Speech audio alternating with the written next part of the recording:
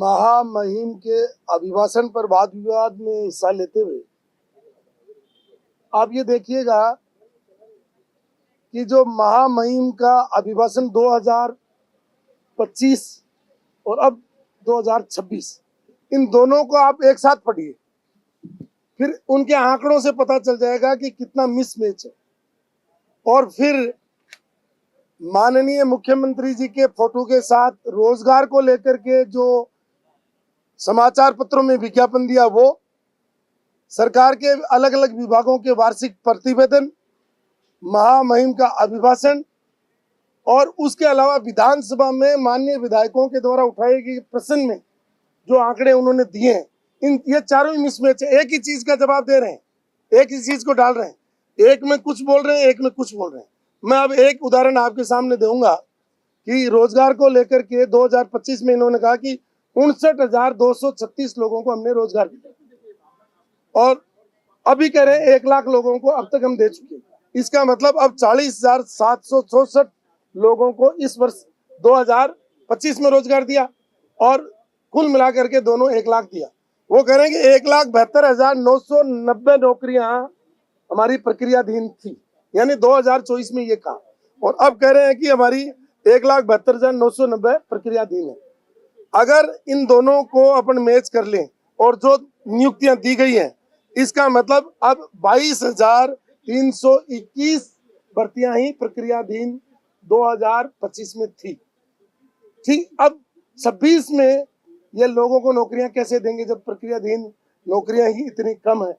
और फिर 2 विधायकों ने जो प्रश्न पूछे उसमें कहा कि हमारे पास 1,53,000 ही रिक्त पद है। तो ये विरोधाभासी आंकड़े। शिक्षा में आप देखिए, शिक्षा में साक्षरता में राजस्थान को अभी 25-26 के वार्षिक प्रतिवेदन में राजस्थान को सबसे नीचे दिखाया गया है, यानी राजस्थान 35 राज्यों में सबसे नीचे का राज्य है साक्षरता में। तो इस तरीके से आंकड़े प्रस्तुत करना, मैं सोचता हूं कि सरकार का कोई नियंत्रण नहीं है जिससे उनका कोई समन्वय बिठाए। तो ये एक बहुत बड़ा मुद्दा है और आप सब वार्षिक प्रतिवेदनों को और प्रश्नों को अगर मिलाएंगे तो इतना मिसमैच है कि मैं सोचता हूं कि ये मिसमैच की ही सरकार है। ये पंचायत चुनाव में जो अभी ये कहा गया है अगर पढ़ा लिखा नहीं है तो चुनाव रह सकता है, उसके साथ में 3 बच्चों वाले भी अब चुनाव। देखिए, माननीय भैरव सिंह जी शेखावत साहब ने ये कानून लागू किया था। वो प्रगतिशील और विकासशील प्रदेश देखना चाहते थे। अब मुझे पता नहीं है किस दबाव में इस कानून को बदलना चाहते हैं। तो हम तो ये समर्थन में है कि जनसंख्या पर नियंत्रण होना चाहिए, सरकार को जनसंख्या पर कानून लाना चाहिए, किसी दूसरे धर्म का नाम लेकर के नहीं रोक सकते। और आप एक तरफ तो कहते हो जनसंख्या बहुत बढ़ गई, दूसरी तरफ इसको बढ़ावा देने के लिए काम करो। और आज भी जो सरपंच, पंचायत समिति सदस्य और जिला परिषद सदस्य हैं, वो अगर अनपढ़ है तो उनको दूसरे लोग चलाते हैं। इसलिए कहते हैं ये सरपंच प्रतिनिधि है, ये प्रधान प्रतिनिधि है। तो ये सिस्टम जब तक खत्म नहीं होगा तब तक राजस्थान आगे नहीं जा सकता। इसलिए राजस्थान के प्रगति के लिए, राजस्थान के विकास के लिए पढ़ा लिखा होना जरूरी है। और मतलब जो है 2 संतानों का जो नियम नगर निकाय में और पंचायत में किया, उसको लागू रखना चाहिए। मोदी के नेतृत्व में कुछ टीचरों की ड्यूटी लगाई गई है राम कथा, ये इसको लेकर बड़ा कंट्रोवर्सी हो रही है।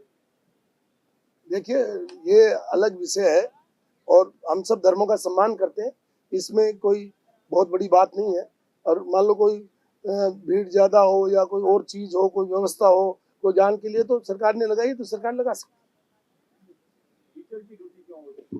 टीचर की तो ड्यूटी सब में लगाते हैं। आप देखिए, खाना बनाने से लेकर के उसके बाद में चुनाव में उनकी ड्यूटी, कोई सर्वे हो तो उनकी ड्यूटी, जो कोई BLO के रूप में उनकी ड्यूटी, चुनाव की मतगणना में उनकी ड्यूटी, और सब जगह लगाते हैं। टीचर वैसे ही कम है। और आप देखिए कि अभी शून्य नामांकन वाले स्कूल कितने, ये देखिए, और उनमें कितना फर्जीवाड़ा हो रहा है। तो ये बहुत सारी चीजें हैं जो चल रही है सरकार।